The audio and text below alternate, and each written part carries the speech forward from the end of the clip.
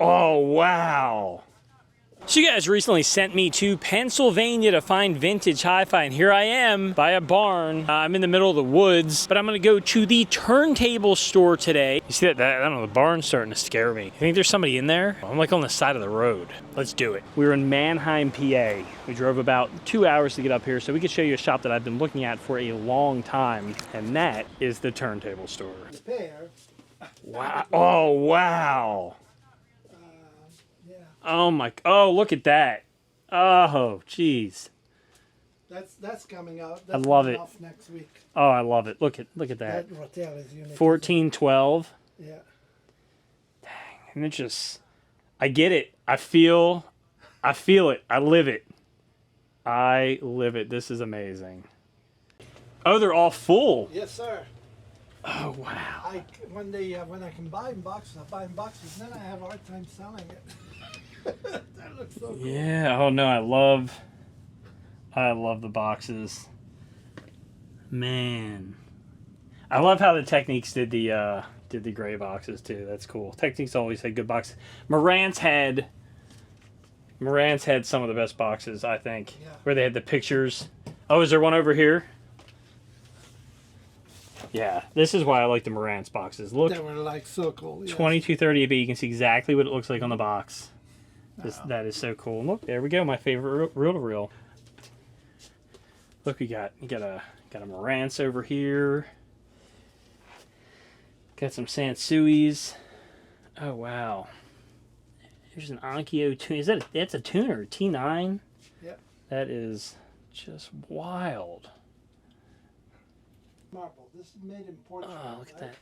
Is that the marbles made in Portugal? Yeah. So you flip it, it says made in Portugal. So these were American speakers made by Mirage. They sound amazing, but man, they're heavy. So they're 70s. huge. Look at that. Yeah, so 70s. Well, all the hi-fi back then was made because, you didn't have, it wasn't like TVs and video games and whatever else. It was you were listening to hi-fi. So you had to have like a furniture build and put it into your house. So cool. Got an MA5100. Now, is this a lot of like customer units, or are these stuff you have coming out for sale maybe? MR7. Little bit of both. A bit of customer were really try to downsize on that one. Yeah, I have so much of mine, 20. This is all mine, mainly. Wow, that's a customer right there. 1250. 2325. Got the big boys. Big boys. Look at the the sharp front-loading turntables. Oh, that is cool. That's not one you see every day. They have dual tone arms. Oh wow. So the dual tone arms, you can read both side A and B without ejecting the vinyl. That is wild. Yeah, I'm just enamored. There's a Realistic, another Pioneer. Somebody actually just sent me a text that all I saw in the text was Pioneer SX680, and I didn't open it yet. So I don't know if they bought one or not. Oh, there's just so much crazy stuff. Oh, remote boxes. That's the best.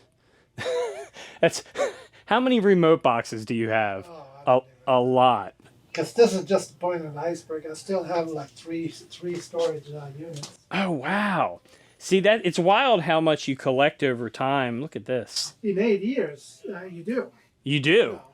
You get to the point where like, okay, this might be enough, and then you find something else. Then somebody shows up, and they said, "Oh, I have a Pioneer SX, 1250. What do you do? You don't buy it? You buy it." These 5 discs. I always had a lot of those, like tons of them, because everybody has one to trade in. Yeah, they sell really well. Wow. All the I didn't stop and show you guys the turntables. It's incredible. All the duals. They actually make some really good turntables that are new. There's your Pioneer tape reel box. That's exciting. Any kind of boxes like that. Very cool. All right, so back out here we have, oh man, look at it. All right, so now we're gonna look through this wall, see what is all throughout this, because I'm actually excited. I'm gonna tour it with you. Oh, they're doing a sound demo, so I'm gonna have to wait a second. Got a Guns N' Roses clock. That's pretty cool. A nice little vintage hi-fi stand with a Bose system. We go in here. This is the wall. This is the main wall we want to look at here. This is all of the vintage gear. So let's see what we have. You got a Tonica ST104 and Harman tuner. So it looks like the entire top is going to be all tuners. This Marantz over here is interesting looking. The Marantz ST310, I believe it is. That's an interesting looking tuner. We got EQs going across the top. Got some 8-track. You got DBXs, 8 tracks. I love 8 tracks. Noise reduction units. Go over, we got cassette decks. Lots of. This is interesting. This is just a Philips cassette deck, but that's a really interesting build right there. I've never seen one like that. All the way up top, you actually have some Scott pieces, a Nightingale, which I'm not real familiar with. More cassette decks going down. This Revox CD player, really nice. The whole front comes out. Super cool piece, like we saw over in the listening room. This is nice too. A K909 from Sony, the ES model. That is a just fire cassette deck. So the middle of the display here looks like all turntables, but you also have this Macintosh 275 amp. So that's the amplifier that they've had for several years. They've had this 275, and they changed a little bit over the years. But mainly, you know, rumor has it that they do minor changes like that so that the husbands can change out their tube amp without the wife knowing. You know, that may not be true, but it sounds like a good idea. Got a nice Adcom amp. I'm not too familiar with this one is here in the center. We got some nice turntables. You got a dual, got a Technics. You got more Techniques. Over here, you got a nice Philips AF829. You got your Technics SL23. But then over a little more, you get the Biogram 5000, which is really nice. The B&Os, the most collectible part is usually the cartridge. They're usually pretty expensive. But the nicest turntable I see over here would be the Revox, the B791. I mean, it has the tone arm. It's a linear tracking turntable, so the cartridge actually goes across here, and you set the tone arm up. So that's how you would position it to stop it. And when you want to play, you're going to put it over like that. That's really nice. Now above here, we have a Mitsubishi amp. These were actually made to connect to a metered front piece to show your power. So that's actually the back part of the power amp, and they connect on the sides to put the front piece on. I have a whole Rotel stack. Got some Emativa, Dynaco, SAE2. The audio research right there. That's a nice big power amp. Got a couple Adcoms, 545s, 2535s. So lots of good power amps on this wall. But the best part, and you'll have to excuse me a little bit because I have a new camera and I'm hoping this works out okay. So you're just gonna have to, deal with it, but it'll be fine. We're having fun. So there's all this vinyl you can dig through here if you want, but I am interested in seeing what's on this wall. So we have a Mac 1900. That's when Macintosh made receivers, and they didn't want you to know it was a Macintosh, so they called it Mac. Underneath you got a Technics SA200, got a Sansui 3900, Pioneer 828. A lot of really nice pieces. This is nice. So you got the Marantz 1060 and the 120 tuner with the scope, which is wild. Got a couple of these Marantz monoblock amplifiers. Those are nice. I haven't seen those in years actually. These used to be very popular, but I haven't seen those in a while. That's kind of cool to see those. Got a nice Carver C1 and lots of nice receivers. Got this Carver M400 power amp, and then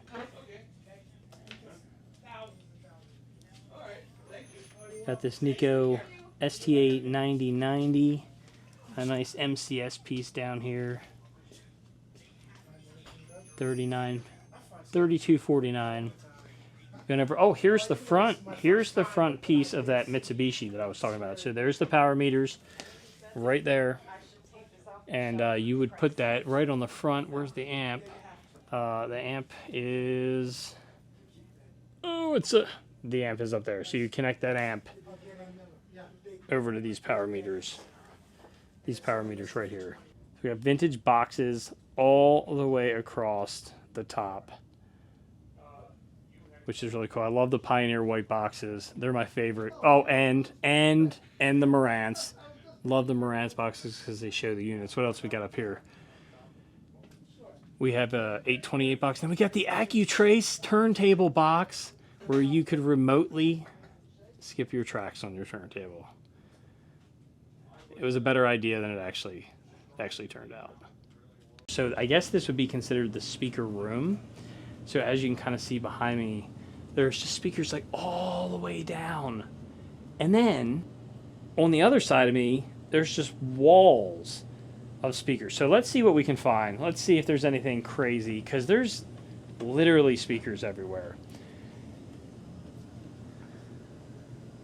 I'm not even familiar with what that one is on the floor. And these are massive speakers. I love all the signage. Got signage just everywhere. That's so cool. Yeah, they're unique, these speakers there and there on the floor. You got Infinities.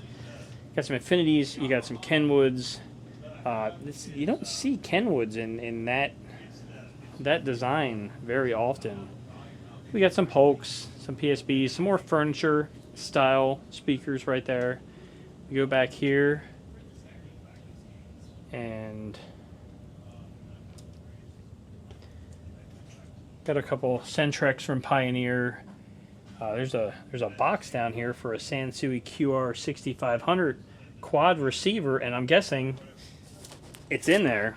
And there's another one right there. That's wild. It's a nice quad receiver for sure. But there's all these boxes everywhere full of stuff. And then if you look, I guess it's just more speakers. Speakers everywhere. So you got Pioneers. Got Pioneers right there. We got subwoofers all around. Got the ever famous Bose, the one that they recalled. So you have that. You got some other. Those are nice Bose speakers back there. I feel like you're all gonna get mad at me because I don't say the exact models of every single thing. But sometimes with speakers, it can get you a little bit. You might forget some of them, but I'll try. I try to do my best for you. All right. So what other speakers do we have here? You get those Realistics. The Realistics are cool. These are very underrated. They have the tweeters on top, which is really neat. Then you got the JBL 4310 right there. There it is. The Pro model. A lot of studios use this. Even the Beatles. So I'm pretty sure this was in the Beatles studio. So that's probably, a good speaker for him here being a big Beatles fan. This is neat. What is this? So over top the 901s, I'm just going to skip them for a second. It's a display of how the B&W speaker is made. See, that's what I like display stuff like that. This is probably from like 2000, something like that. The Matrix 800 series, which was great. I actually had a pair of those. It was a great speaker. So underneath you got a nice looking pair of 901s, and then you have the B&O speakers. These are wild and very interesting to try to open up if you've ever worked on them. But B&O in two sizes. They're actually pretty rare to see, which is really cool. We got another pair of 901s with the stands, and then you have the 501s. You got the Dynacos. So the big thing over here that I think is cool is you have the Bose spatial receiver right here that has the little, front that comes down. You can see all the controls along it, which is really cool. And it even has the display, which is the owner's manual, right on top. That's very exciting. So I think if, as far as vintage speakers go, there are a ton of vintage speakers. Let me know in the comments which ones I missed, because I'm sure I missed a lot of them. Guys, this is Max. Hi, guys. And Max has been the owner of this store for 8 years. 8 years, long. And you've been in the industry for a long, long time, and that's why there's some really sick stuff in this store. So Thank you. Yeah, Thank it's you very exciting. much. He's Italian like me, so this whole experience here has been loud and lots of hand gestures, because that's what Italians do. We talk with our hands. That's an understatement. Yeah. And this is Laura. She's in here. She's been helping us out too. Yeah. What do you do? I am taking the records, I'm cleaning them, and then I'm putting them on the internet for sale. Oh, the interwebs. That's where you can buy stuff. Got this Bee Gees right now. You have a website? We do. What's your website? It is theTurntableStore.com. TheTurntableStore.com. Awesome. So now you guys know where to check them out. Think I've seen it all? I think you've seen it all, but I have a set of speakers that once I put the grill off, I want to see your face and Okay. your reaction to it. Okay. Let's do it. I went and saw Look at you. it. You had the JBL 4310s back here, which was in the Beatles studio. Exactly. No, but you. Uh-oh. I don't know. Have you ever heard of another Italian guy called Bertagni? No. You never look at the Bertagni speakers. Are these? These. These are the ones that I was sitting here staring at, and I'm like, what are these? Now look at this. This is Mr. Bertagni Electroacoustic Systems. all right? Okay. Now I'm not going to say anything. I'm going to do anything. Let me hook it up. Okay. Then I'll tell you what the deal is. Let's do this. I was, out of all these speakers, the funny thing is that's what I was looking at. Yep. I keep saying, I think after 40 years of stereo, you think you know it all. You think you know it all. You never know. So what was interesting, when I went through this room Yeah. and I started looking at speakers, I just couldn't place all of them. Like, usually I can remember all the names, but there's just new stuff that I'm just seeing all the time. I'm going to get the full listening experience. I'm going to sit in this chair right here. I'm going to get to listen to some speakers. Usually it's the opposite way around. Usually I'm in your spot. Usually this is actually fun. I got to experience a couple other people shopping, and them looking at turntables, and I just thought that was the best. It was the best thing. Somebody setting up a new system and getting to try all kind of new stuff was very exciting. That's really interesting. All right. So, this is practically the speaker, right? Okay. And guess what? Well, I tell you, it sounded like it was coming from up here. It was a wild soundstage on these. So Bertagni back in the 70s came out with this design. Actually, here's the speaker. What is There's no that? speaker. There's no speaker. Are you playing one of those Bose tricks on me? Styrofoam. Wow. What? Practically, the speaker per se, the structure, is actually a styrofoam. Oh, no way. The cones were replaced by styrofoam and moved. So here's the woofer, here's the tweeter. Wow. They sounded really good. They're amazing. Like, and the sound stage was just the wildest thing I ever heard out of something this size, and I never seen anything like this. This is just so no cone, it's all just styrofoam, and these are the and all of Bertagni SM100s. Yeah, all of this in Man. like, what, 20 pounds to 15 pounds. They can also actually be hooked on a ceiling. They can be on the ceiling? On a ceiling right there, you can put it anywhere in the room. That's where it sounded like most of the sound. I don't know if you guys can see this room, but when we listen to these, they're all the way down here, and you could hear it everywhere in the room. You know, we test tracked it with Hotel California, which is a good test track, especially for bass, and just like, oh man, wow. Couldn't test it for you guys because I can't play it, but it was exciting. So, but if I want a second pair of regular speakers, I can't because all my sound goes through the equalizer, if you think about Oh, that's true. Right. I never thought about that. Well, you can only use one pair of speakers it. Or 2 pairs of 901s. or 2 pairs of You 901s. cannot use 901s and regular speakers at the same time. Oh, wow. Unless you have that receiver. Unless you have this one right here. That receiver has 2 built-in 901 equalizer. Yep, right there in the center. And you can select in the back if the set A or set B as equalizer or not. Is this one the one where the power button's the logo? Yes, yes. Yep, that's your power button right there. I'm going to expose that. Wow. You know, I never thought about that. In the back, this one here, you can say, okay, I want set A equalized and set B non-equalized. Yeah. So see, so that's the only receiver, the way you can have your main set. Oh, no way. I don't know if I've actually 901 seen this what model is this one? This is the 551. 551. I've seen these, but I've never actually noticed that you can choose between 901 speakers and not 901 speakers. That's cool. That's cool. What else? What other kind of cool stuff do you have in here? You showed me the speakers that I was actually looking at before you even knew I was, and then the receiver that I was actually looking at before you even knew. We must like gravitate towards the same stuff, being like vintage hi-fi guys. Like we know what it is that we're looking for. It's the same stuff. That's wild. What? You got anything else? Here's another fun one. We got another one. This house they had like tube gear, and this guy was like a fanatic with tubes. Okay. Macintosh, the top of the top, and then he had these speakers, which I end up buying it, and the only thing that is on the speaker is a number 49 cabinet. Right? Okay, so this is a mystery box. That was a sort of a mystery box until I opened it. Oh.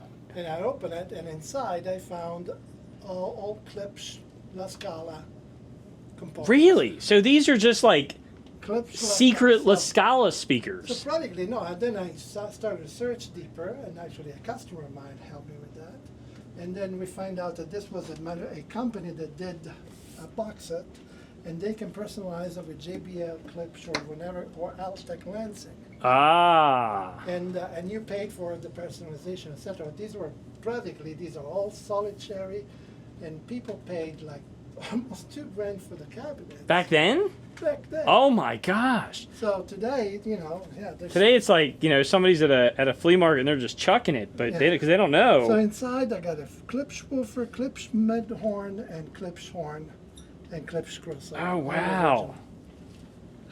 Fun. That is fun. Man. The yeah. number 49 cabinet. I remember that. You got any stories from around here? Anything? What's your favorite thing here? Oh gosh. You don't know? Receivers. I really like. Is there like one piece where you're like, this is my favorite thing in this store? Oh, I do really like. It doesn't even have to be. It can be literally anything. I like the little cassette radio thing. There's this little cassette radio that looks like a little purse. Okay. Yeah. I'll check that out. You'll have to show me that. All right. Where is this? Oh, I bet it's this. That's it right there. Yeah. I bet it's this Sharp radio cassette deck right here. So she's been eyeing this up. I'm just letting you know.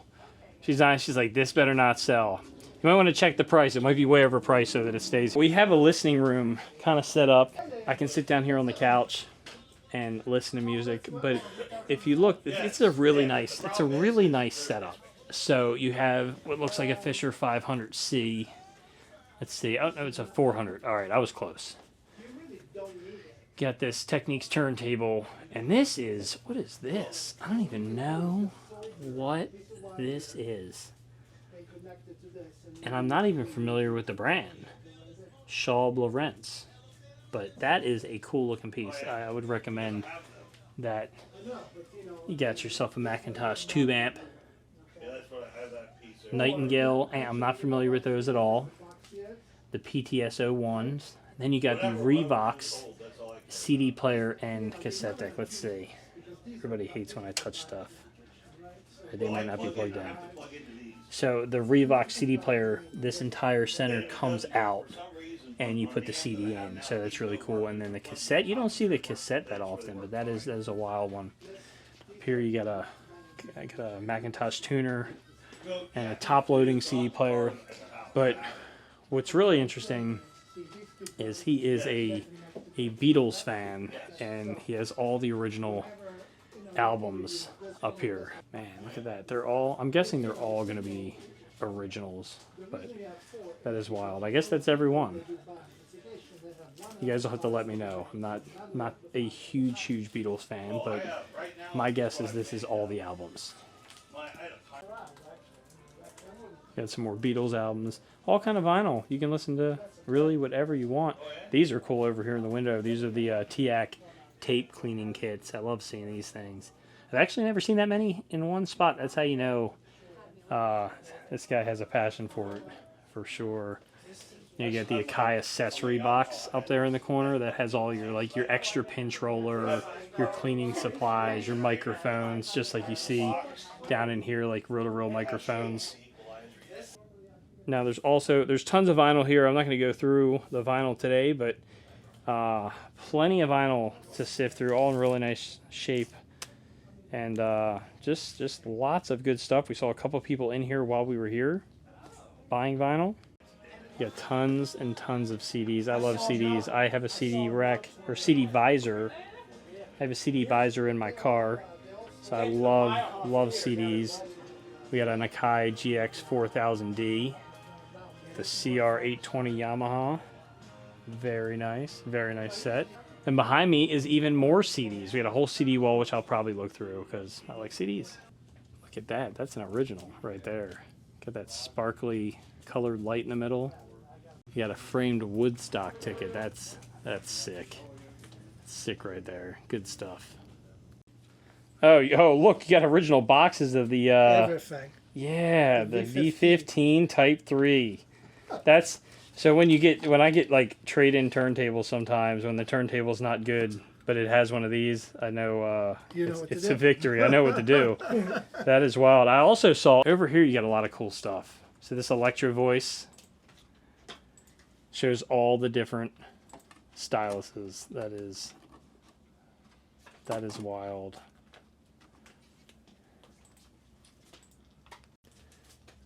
Get the Tokyo Electric Acoustico, which that is what TX stands for if you didn't know and you don't have one of these boxes, because honestly, unless you had one of these boxes, I learned it from the same way you learned. Yeah, unless you had one of these boxes, you probably don't actually know what TX stands for, and that is exactly how both of us learned. Both of us learned how what it stood for. I don't know why it wasn't published anywhere else. Oh, I love reel-to-reel tape. This is probably what I go to, I think, when I go in stores, because it's always cool to see what kind of original reel tapes are out there. They're getting very hard. Here we go, Abbey Road. I had this. I don't know if I still have this one, but I had the Abbey Road. Oh yeah, look at that. See, that's what you come in and you find something like that. Like, you don't see this every day. You don't see this kind of stuff every day. Wow. You got your blanks. We got cassettes. I love cassettes. I'll probably, I always talk about going to these stores and I never had the chance to buy anything. I could, but I'd be buying a lot of stuff. But I could always do cassettes. Cassettes would work. Oh, really? You worked at the Navy Exchange? That really? Navy Exchange. Oh, you have pictures? I was Italian. Yes, I do have. Do you really? Yeah. Well, one day I'm going to come up. I want to look at these pictures. I was unloading in the trucks, the NATO. Oh my gosh. That's not what that picture on your website's from, is it? Yeah. That's your picture? That's my picture. Is that you? That is, no, it's not me. Oh, but you took that picture? Yeah. No way. It was out of the building in NATO. Oh my gosh, that's seeing pictures from the 70s of like the boxes of. Yeah, I know. I lived that. Oh my god. So I've been looking to come here for a long time, and I'm glad I did. I'll have to come back. You can come through. It's okay. We're just hanging out. It's no problem. We were just looking at the thing that you want. So I hope you guys enjoyed today at the turntables. What is this town? Menheim, Pennsylvania. Driving here, we were going through cornfields. We didn't know where we were. We're like, what did I type in the wrong address? But no, this is a great little small town full of, I guess it's a small town. I'm not sure. It's a small town, but it's like, it has that small town vibe outside. And I couldn't be more happy. Hopefully another day I can come back and see Max. And you guys should too if you're ever in PA. You guys sent me here. They voted me. So I put a poll out to ask, what state do you want me to go to next? So I started in Maryland. Where do you want me to go? PA? Do you want me to go West Virginia? Do you want me to go Virginia? Oh. And some people were voting me to go to West Virginia. And you know how many stores are in West Virginia? 2. Probably 2. I have one place, though, that if you guys do send me to West Virginia, that I'm going to go to, and you guys are going to be excited for it. It may be exciting. It might not. It's the last of its breed, though, so... Thanks, Max. I appreciate it. It was awesome. Thank you. Good to see other Italian guys and having fun with Hi-Fi. So I hope you guys enjoyed that. I'm going, you know, across the country to check out the best vintage hi-fi stops that you can find in every state. I'm gonna let you guys help decide where I go a good bit of the time, so that'll be fun. That's how I ended up in PA. I was kind of worried you guys were gonna send me to West Virginia because there's not that much down there, but I'd find something. But going to PA, I got to see a store. Like, I just love meeting the people who are into this hobby. You know, I like meeting you guys at shows, and I like doing this kind of stuff. So meeting Max and Laura was a blast. There was some cool stuff that I'd never seen before. I hope you guys enjoyed seeing that. And I think my favorite part was just that Max taking me around, telling me stories about stuff I may or may not have known. That was the fun part. The fun part was not only the vintage hi-fi, which there was a lot of. Going back in the repair center was actually really fun. Seeing his repair shop was amazing. So, you know, just so you guys know, I have a new camera. I'm trying to put this together. So hopefully the editing was good enough, but you'll get to see lots of good stuff, I'm sure. Now we're gonna go get lunch because we got somewhere else to go. So you'll see next time.